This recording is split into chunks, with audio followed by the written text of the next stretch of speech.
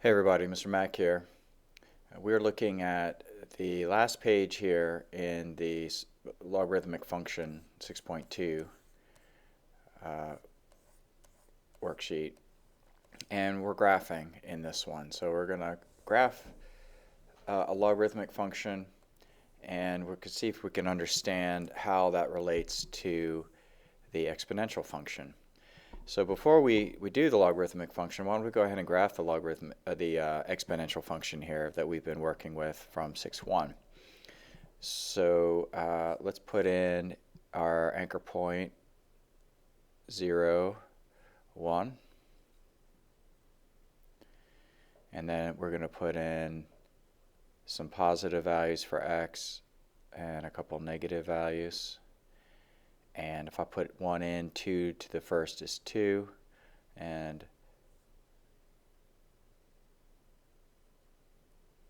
2 to the second is 4,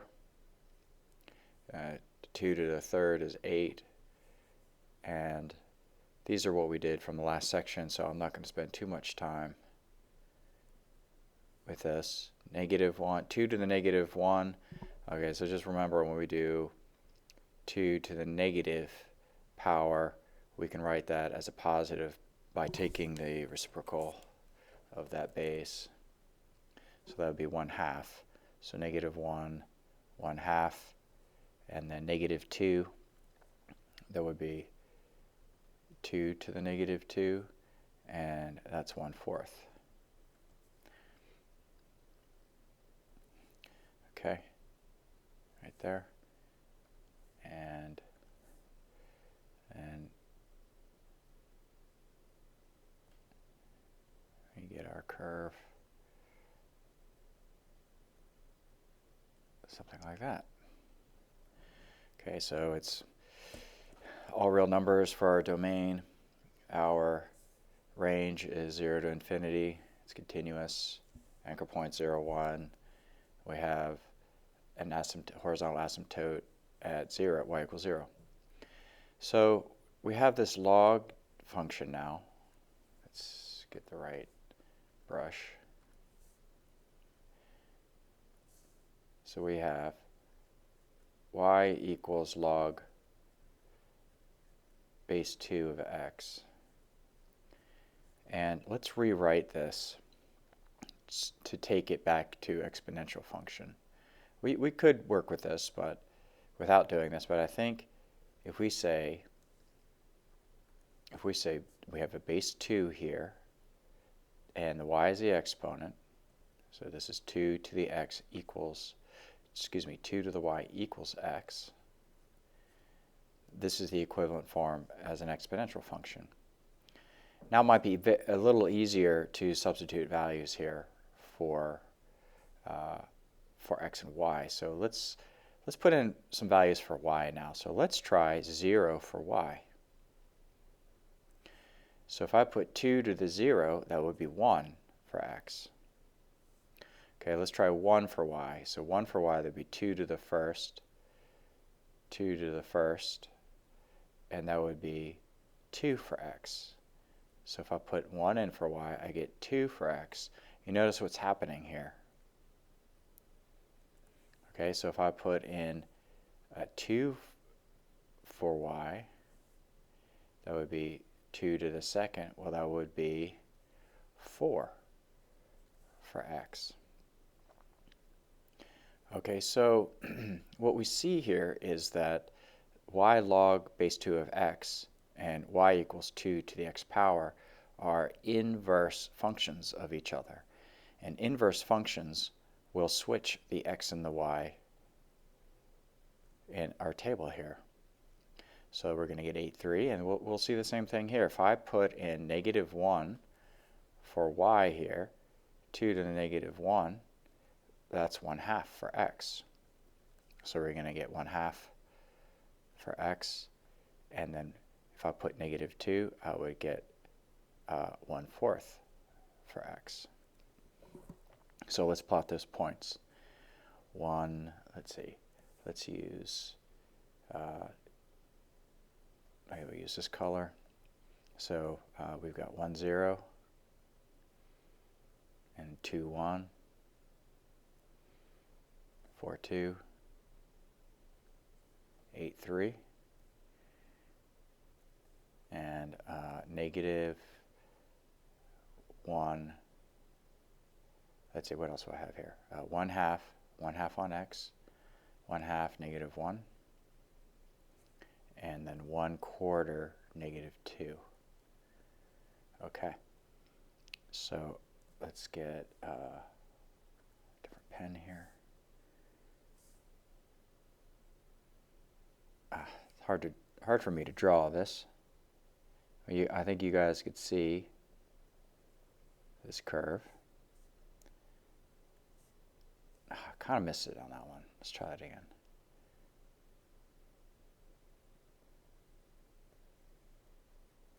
All right. So there we go. We get a, so try to get a good color here, maybe green. Here's our graph. Now let's go back to the eggplant here. So in talking about this, we see that the domain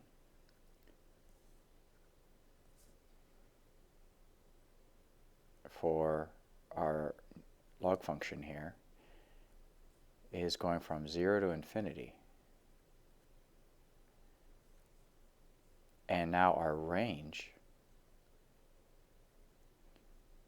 is all real numbers.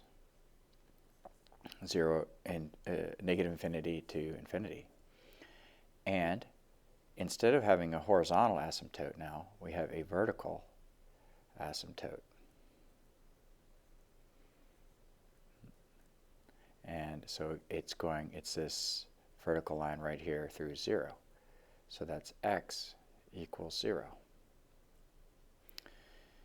And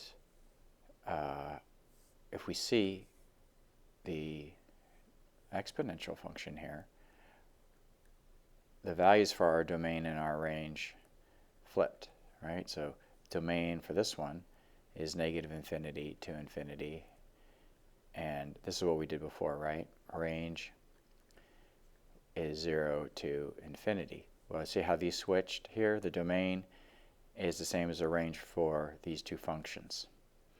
And the horizontal asymptote, I'm going to say HA, right, was y equals 0. And then in the logarithmic graph, it is x equals 0.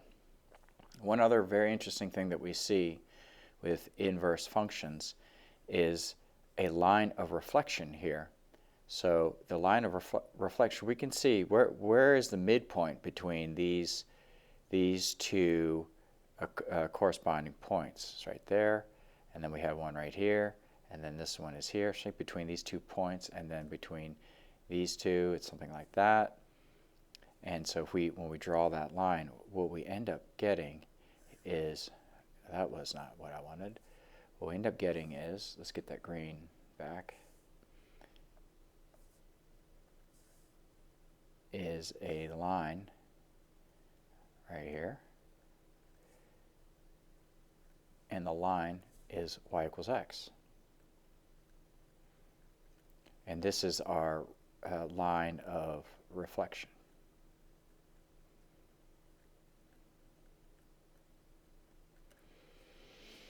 And the reflection just flips the two values of x and y right here. So that's what we saw earlier. Okay, and that's it. So that is where our base value was greater than 0. What if we look at where our base is 1/2? So we're going to look at the two inverse functions here. We're going to look at, first, let's take a look at y equals 1/2 x. So again, we've got 0. Let's put in 0. So we put in 0 here. 1/2 to the 0 is 1. So that's the anchor point. And then 1, we got 1/2. And then 2, we got 1/4. Right? 1/2 to the second power is 1/2 times 1/2, which is 1/4. And then -1, 1/2 to the -1 to make the exponent positive, we take the reciprocal, so that's going to give us 2, and then negative 2 is going to give us 4, and then negative 3 is going to give us 8. 1/2 to the negative 3, the other way to write that is 2 to the positive 3, which is 8.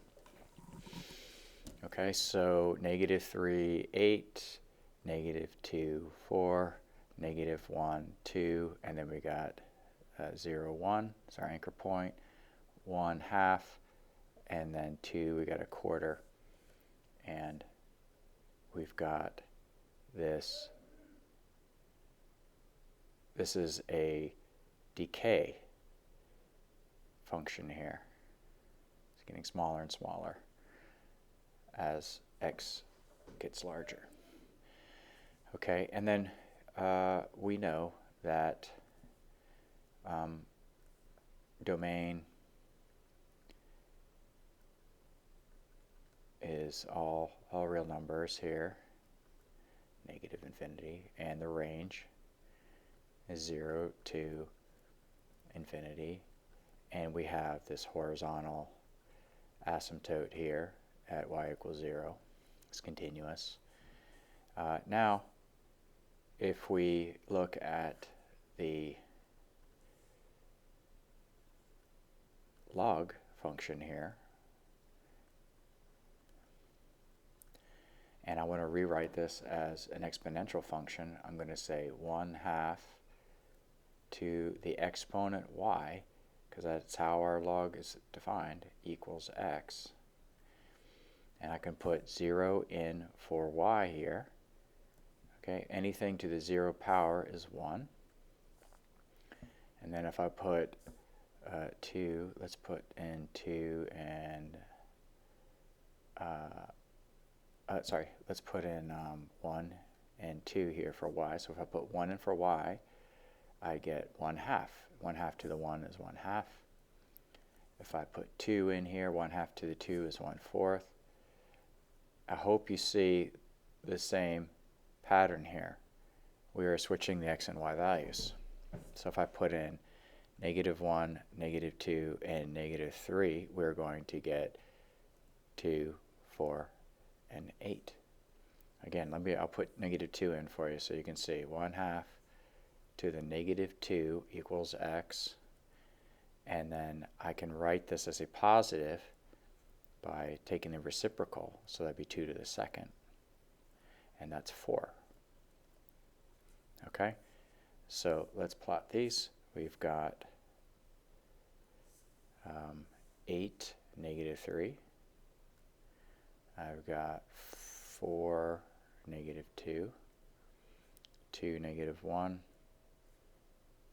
1, 0, 1/2, 1, 1/2, 1, 1/4, 2. All right, so with this one,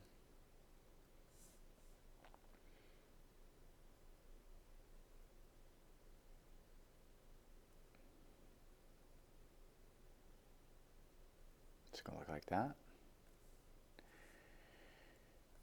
And we have, very similar to what we saw before, we have our domain, our domain is going to be 0 to infinity, right? There's nothing on this purple line that goes to the left of 0 for our x's. The range, however, is all real numbers, -infinity to infinity. And again, we have a vertical asymptote at x equals 0. And we also have a line of reflection that goes through y equals x.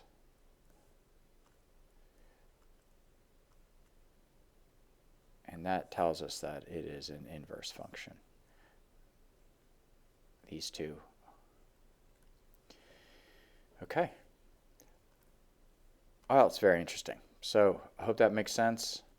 I don't have any problems for you guys to do with this, but I want to do that last little extension on what a graph of a logarithmic function looks like and how it relates to the exponential function.